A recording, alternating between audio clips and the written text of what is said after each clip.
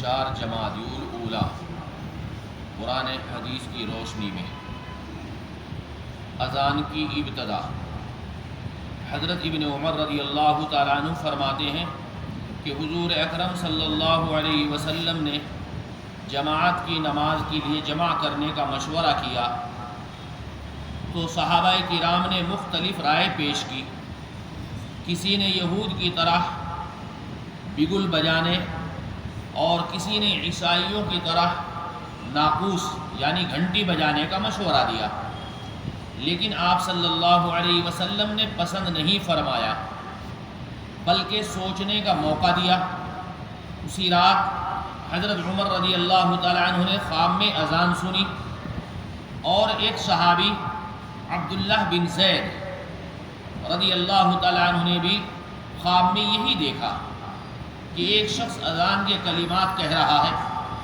انہوں نے اس کو یاد کر لیا اور آنکھ کھلتے ہی رسول اللہ صلی اللہ علیہ وسلم کے پاس تہجد کے وقت پہنچے اور خواب سنایا۔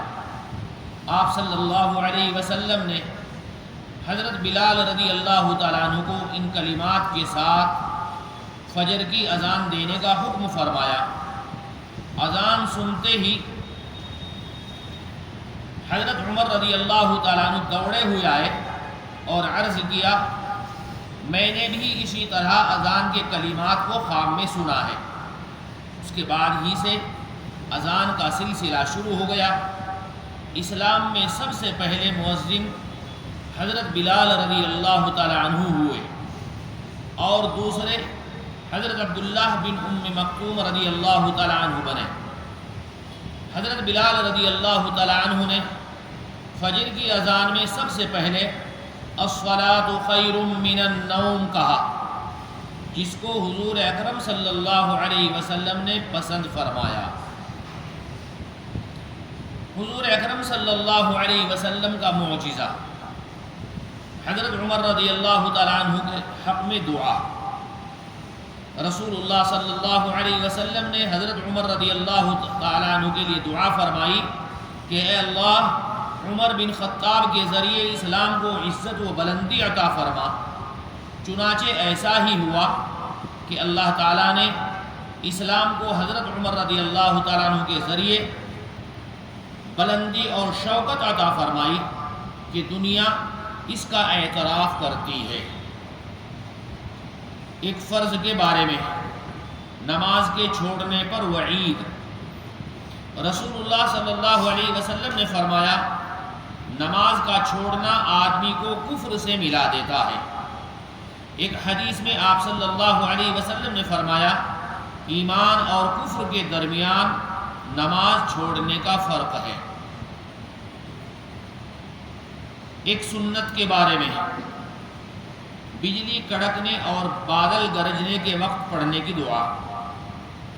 رسول اللہ صلی اللہ علیہ وسلم جب بجلی کی کڑک اور بادل کی گرج سنتے تھے تو یہ دعا پڑھتے تھے، اللہم لا تقلنا بغضبک ولا تہلکنا بعذابک وعافنا قبل ذلک۔ اے اللہ، ہمیں اپنے غصے کی وجہ سے قتل نہ کرنا اور اپنے عذاب سے ہمیں ہلاک نہ کرنا، بلکہ ہمیں اس سے پہلے عافیت دے دیجیے۔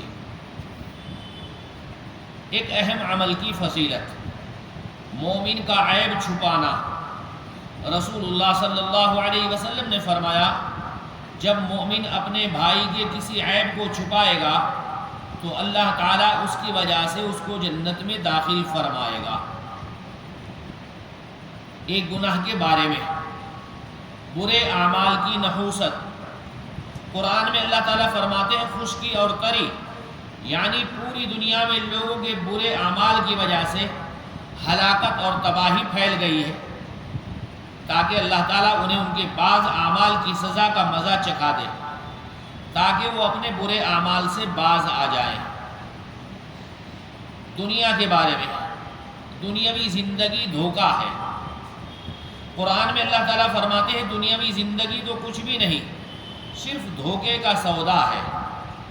جس طرح مال کے ظاہر کو دیکھ کر خریدار پھنس جاتے ہیں، اسی طرح دنیا کی چمک دمک سے دھوکہ کھا کر آخرت سے غافل ہو جاتے ہیں۔ اسی لیے انسانوں کو دنیا کی چمک دمک سے ہوشیار رہنا چاہیے۔ آخرت کے بارے میں جنت کے درختوں کی سریلی آواز، رسول اللہ صلی اللہ علیہ وسلم نے فرمایا جنت میں ایک درخت ہے جس کی جڑیں سونے کی اور اس کی شاخیں ہیرے جواہرات کی ہیں۔ اس درخت سے ایک ہوا چلتی ہے تو ایسی سریلی آواز نکلتی ہے جسے اچھی آواز سننے والوں نے آج تک ایسی آواز نہیں سنی۔ طب نبوی سے علاج، دعائے جبرائیل سے علاج۔ حضرت عائشہ رضی اللہ تعالیٰ عنہ بیان کرتی ہیں کہ جب رسول اللہ صلی اللہ علیہ وسلم بیمار ہوئے تو حضرت جبرائیل علیہ السلام نے اس دعا کو پڑھ کر دم کیا، بسم اللہ یریک ومن کل داء یشفیک ومن شر حاسد اذا حسد وشر کل ذی عین۔ سبحان اللہ بحمدہ، سبحانک اللہم وبحمدک ونشہد ان لا الہ الا انت نستغفرک ونتوب